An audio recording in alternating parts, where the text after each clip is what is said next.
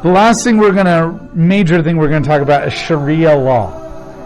Sharia law is found throughout the Quran, and it is their equivalent of what we call the Mosaic law in the Bible. It is their law.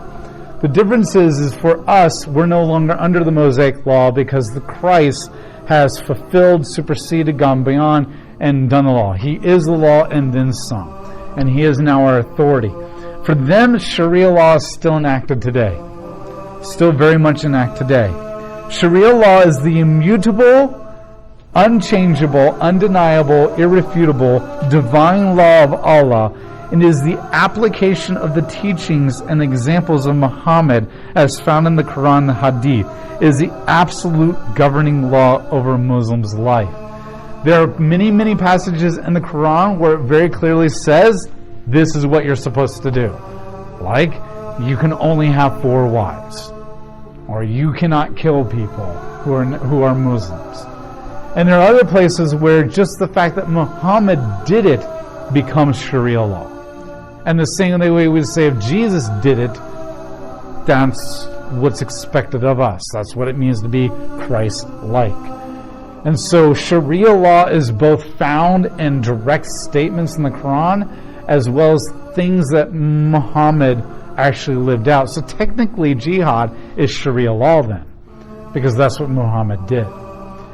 And so Sharia law is basically the laws that govern their life, and they've been unchanged. Sharia law is basically the 10 Commandments. At its heart, there's no real disagreement with the 10 Commandments. You are not allowed to have any other gods other than Allah. You're not allowed to murder. You're not allowed to steal. You're not allowed to lie. You're not allowed to cheat. You're not allowed to have lust or covet, any of that kind of stuff. You're not allowed to have affairs, adultery, and that stuff. So their morality, 90%, and that's just a rough statistic, the way I'm saying, the overwhelming majority of Sharia law would be very familiar with what we're used to today. Sharia law also governs the way they eat. Just like the Mosaic law determined what you could eat, clean and unclean animals, that kind of stuff. Sharia law, there's a listing of things that you're allowed to eat and not allowed to eat, or how it's supposed to be prepared. If you really want to know this stuff, you can go look it up.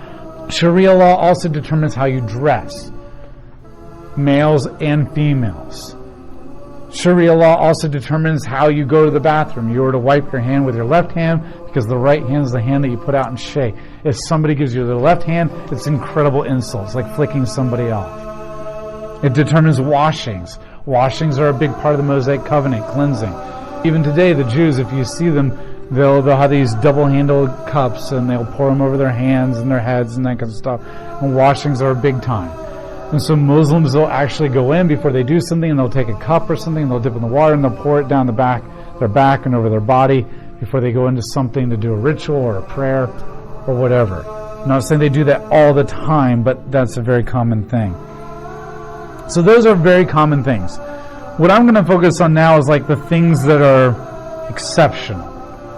Most of it would be like, oh yeah, that makes sense. We believe the same thing. I'm going to focus on what is different, what we've never heard before. In Sharia law, freedom of speech is not allowed. There is no freedom of speech. Now, you can argue whether that's absolutely necessary as a human or not, and that's a whole other thing, but I just want you to know right now there is no freedom of speech. If your speech is controlled by the imams, the leaders, you're not allowed to say. See, freedom of speech in America is you can say whatever you want. Under Sharia law, if you say certain things, you will be punished. Floggings, beatings, dismemberments, whatever it is that you said brings different consequences. There is no freedom of speech. The testimony of a woman is worth half of that of a man.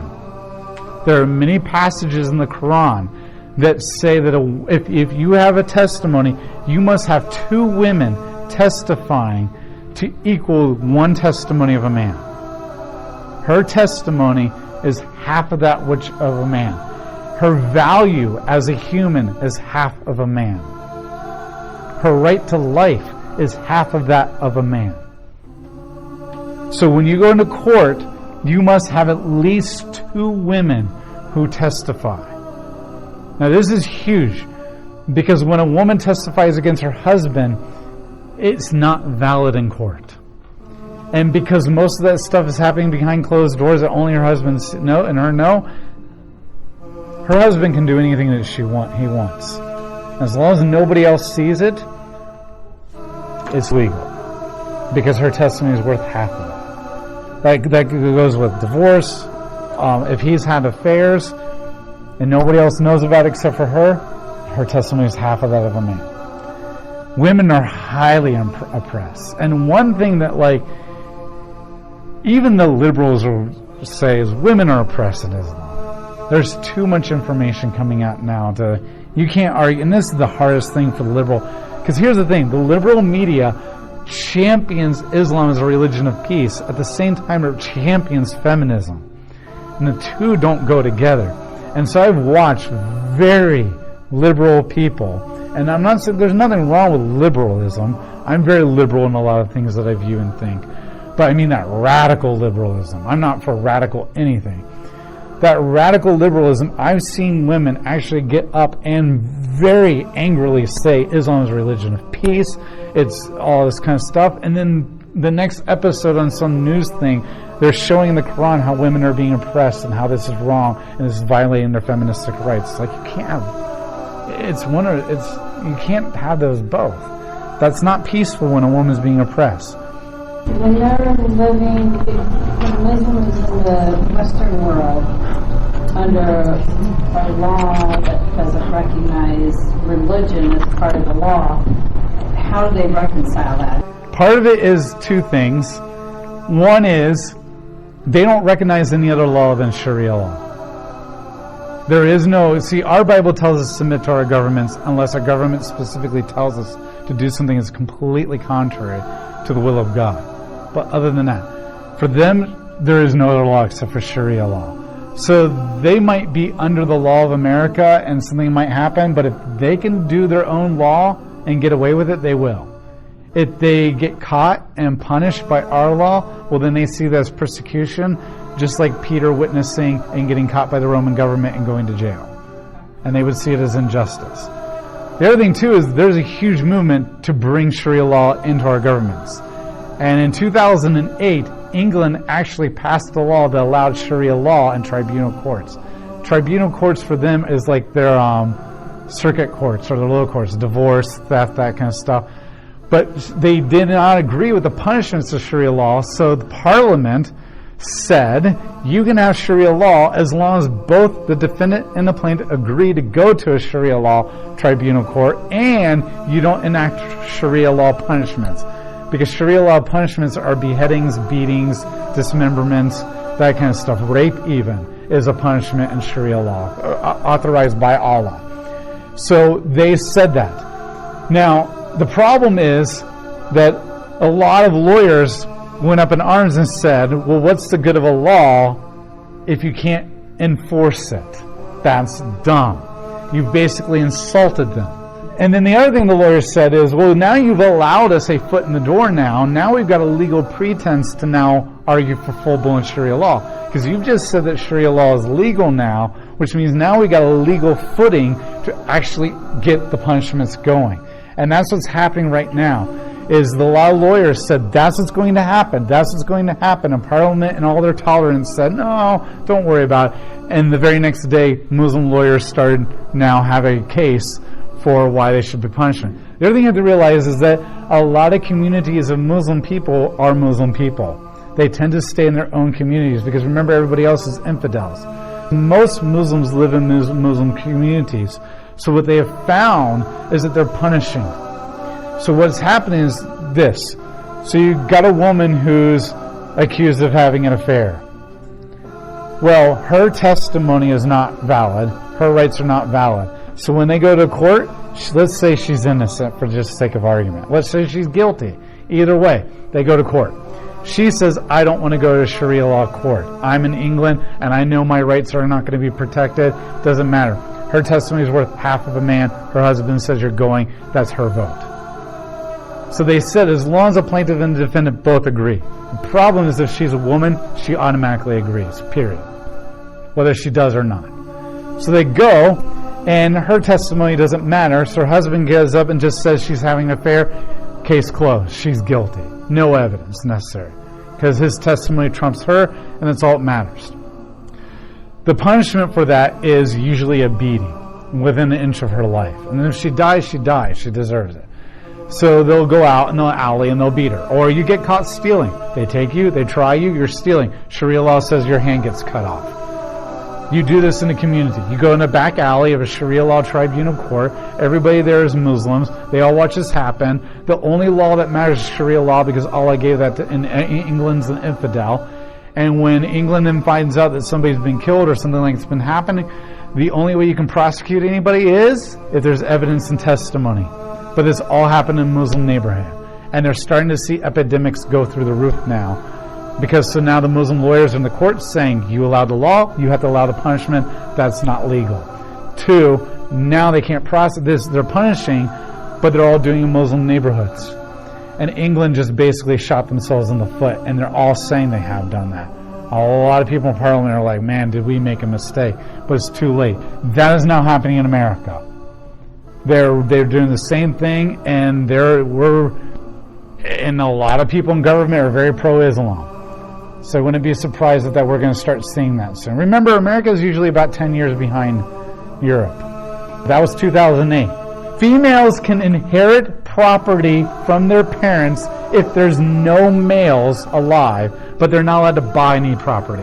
Sharia law forbids females from buying property. They can inherit it only if all the males in their family are dead, but they're not allowed to purchase any land whatsoever. Men are allowed to have as many as 4 wives. Women are only allowed to have 1 husband. Sharia law also allows a man to have as many temporary marriages as he wants. He sees a woman that he wants to be with, and she consents. He can do this prayer from the Quran that marries them for about 2 or 3 hours, and they can have sex with each other because they're legally married, but then it gets dissolved automatically after a certain amount of time. He's allowed to have 4 wives and as many temporary marriages as he wants with anybody that he wants to be with. Only married men, not married women, can have sex with their slaves. So not only can he have as many temporary wives as he wants, but if he has slaves or servants, he's allowed to sleep and have sex with them as many times as he wants, as often as he wants, and it's not considered adultery. Sleeping with a non-Muslim is not considered adultery, because she's an infidel that deserves to die. So basically it's not really sex after all. It's not really infidelity in any kind of a way. Because if a woman in Islam's testimony is only worth half of a man, a woman outside of Islam has no value or testimony. Only women are killed for adultery. If a man is caught in adultery, it's not a temporary wife, it's not a wife, it's not a slave. He went out and literally slept with another Muslim woman who is a virgin and is under the protection of her father, he's fine. If a woman has an affair, she's killed. This is totally double standard. You don't find that anywhere in the Bible. Women may be beaten by their husbands. The Quran allows a husband to beat her wife for any reason that he wants, burning his bread in the morning. As long as the stick doesn't exceed a certain diameter and he only hits her so many times in one day. Sharia law, Allah says you may beat your wife with a stick as long as you stay within these parameters. You understand now why most people who are converting from Islam right now are women. Female circumcision is allowed. Allah allows for female circumcision. The World Health Organization calls female circumcision female genital mutilation. It is a procedure that intentionally cuts away from the female genitalia to reduce any kind of pleasure in sex. And it has no medical benefits whatsoever for females. The procedure can cause severe bleeding, problems urinating. The procedure can cause severe bleeding, problems urinating, and later cysts, infections, as well as complications in childbirth and increased risk of newborn deaths. The procedure is performed mostly on girls between infancy and age 15, and there are more than 200 million girls and women who have been cut upon like this in over 30 different countries. But those are just the ones that we know about, because this is not something that's going to be publicly advertised in countries like this. The World Health Organization considers this a violation of human rights on girls and women. She will never be able to feel anything in sex ever again. In fact, most women report that it's actually painful every single time they have sex, even 20, 30, 40 years after the circumcision happened. So he is allowed to circumcise his wife to guarantee that she never has an affair, because if she does sleep with somebody, she won't feel anything or it'll hurt, so why have sex with somebody else? But he can have sex with her as many times as he wants because it doesn't affect him.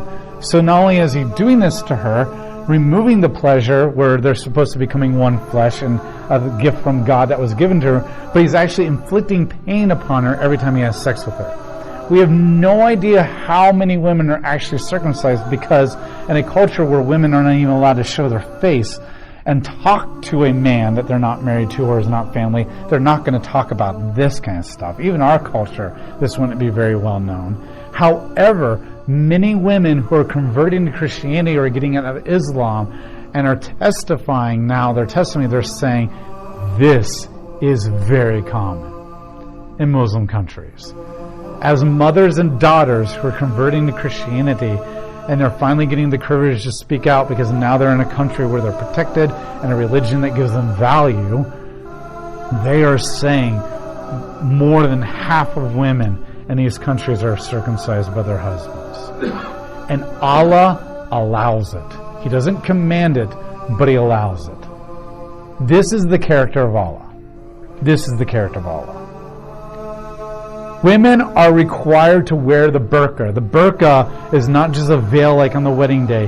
The burqa is like that full-blown robe that goes over the head and only the eyes are visible. The only people, now she's married, she's required to wear the burqa. Women, when they hit puberty, have to have their head covered, but they're only required to wear the burqa when they get married. The only people that are allowed to see her without her burqa are family and her husband, basically. She has to wear the burqa all times in public. The Quran commands that any man who sees a married woman who is not wearing the burqa in public is required to rape her as punishment. Back around 2008, Holland outlawed the burqa. And around 2014-16, somewhere around there, France outlawed the burqa. Mostly because the burqa was you're not allowed freedom of religion, that's a religious thing. So you're not allowed to pat down a woman wearing a burqa looking for weapons. Or men would hide under the burqa. These countries are finally seeing this as a threat. Like, we got people walking in with machine guns and bombs into buildings to kill people, but we can't pat them down because this is their religious freedom to wear this burqa and to not be touched. So they outlawed the burqa. The rape among Muslim women has gone up by 300%. It's an epidemic. The cops, the hospitals, also, they can't keep up with it. They are being overwhelmed with Muslim women being raped by Muslim men as punishment for not wearing the burqa. Here's the thing, you're damned if you do and you're damned if you don't, because the country has made it illegal, but you're going to be raped if you don't wear it. Now granted, you can judge France and Holland all you want, but at the same time, there's terrorism being used. So they're damned if they do and they're damned if they don't too. We're facing issues with Sharia law now that we've never had to face before. I mean, because now you've got violence and religious freedom being mixed together. And then the punishment for not being obedient to Sharia law is death and rape and all this kind of stuff. What do you do? How do you face this? And a lot of people in England and France, and I'll put these videos up, but there's news clips. I got news clips of you actually going through this stuff. And a lot of people in England government and France government are going to America and saying, we screwed up. You've got to watch what's happening right now in our countries, and you've got to figure out how to deal with this now before it faces you like us, or this is going to happen to you too. I've seen videos of many politicians, even politicians who claim to be big-time liberal, who are saying, you learn from us because we're pretty much done and over with. We can't do anything now. We made big mistakes with our tolerance, our political correctness. The fact that Allah commands a woman to be raped just because she doesn't have her face covered, that's messed up.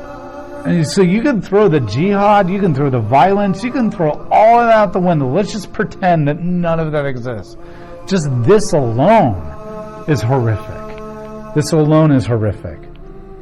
Homosexuality is obviously punished by death, although the Bible makes it very clear that homosexuality is a sin. The Bible does not allow for that. Sharia law mandates hudud. Hudud is boundary punishments, which involves lashings, amputations, beheadings, stonings, executions.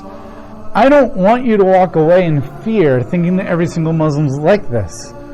But the reality is, this is the Quran. But at the same time, you need to understand that a lot of them are like this because they're being oppressed and they're living in constant fear of punishment and torment, and you need to have compassion for them and love them. And this is the horror of a religion that Satan has created. Because Satan has created a religion that is incredibly oppressive and violent to the people in the religion, as well as the people out of the religion, which then just creates even greater fear of the people outside of the religion towards them, and we just all end up destroying each other. And it's the fastest growing religion in the world. Some people try to reinterpret this, but Sharia law does allow jihad by rape, jihad by death. You're allowed to lie to non-Muslims. It's not a sin if you lie to them. You're allowed to rape non-Muslim women so that their kids will be Muslim. So it allows for a lot of that stuff as well. This is the great difficulty that I face teaching this religion, because I don't really know how to teach this religion without filling you with fear, making it sound like they're all evil, but at the same time really encouraging you to understand that they can be good people, they're oppressed, and they're terrorized, and they're just desperate, without making you think, oh, don't worry, none of this stuff is really evil or violent and stuff. And maintaining that tension is so hard. I mean, every year that I teach this, and every time, especially when you teach high school kids, sometimes they're half listening, there's always this fear of like, did I do it justice? Because the reality, it is all of this. And then when you throw the politics in it and the agendas, it just gets even messier. I don't know what the answer is.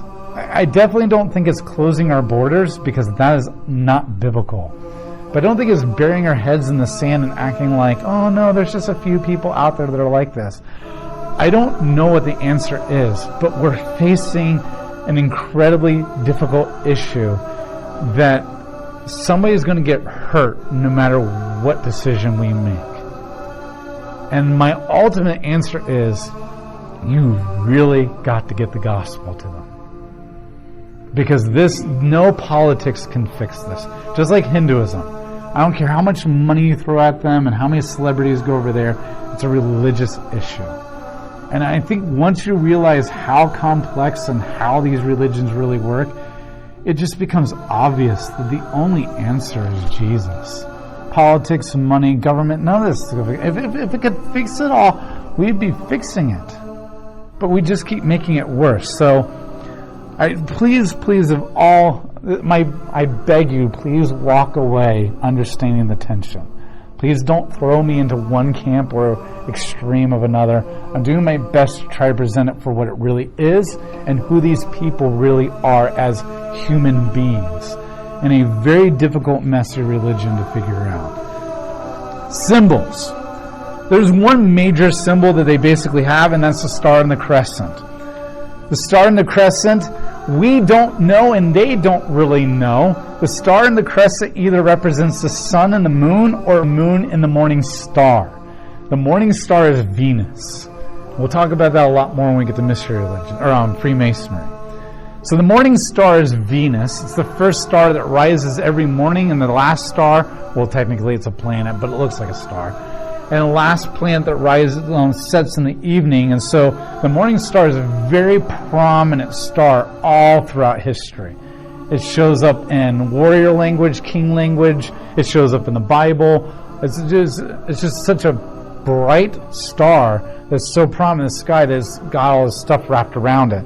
It could either be the sun, the moon, or the moon and the morning star. Most likely the morning star. The two appearing together is a prominent ancient Sumerian icon. It actually originated in Sumeria under the Babylonian religion. And you can go back to early Sumerian. Sumeria is the region where the Tigris and Euphrates come together right at the Persian Gulf, where the Tower of Babel was built. Or Tower of Babylon. It's actually the Tower of Babylon. I don't know why our Bibles translate Babel, but it's Babylon. So the Tower of Babylon, so the Babylon Empire started, and these are the star and the crescent is a symbol that they represented the male and the female goddess in fertility cults. That's where that symbol first shows up in human history. It represents the male and female sexual goddesses in fertility cults. Later, and of course, Islam started off as polytheistic fertility cults before Muhammad brought reformation and redemption to everything. So the modern image was developed in the Hellenistic period, which is that time period of the Greek Empire after Alexander the Great and right before the Romans come along. So it started becoming very prominent and started showing up in military flags. So by the time the Ottoman Empire comes along, they really emphasize it. Now, the star and the crescent was used before the Ottoman Empire, but it was just kind of here and there. So now you have a religious fertility symbol combined with government military stuff, and now that government military is a Muslim country, the Ottoman Empire, and they're the ones that really made it prominent. And now it shows up everywhere to represent Islam. So that's the origins of that in a nutshell.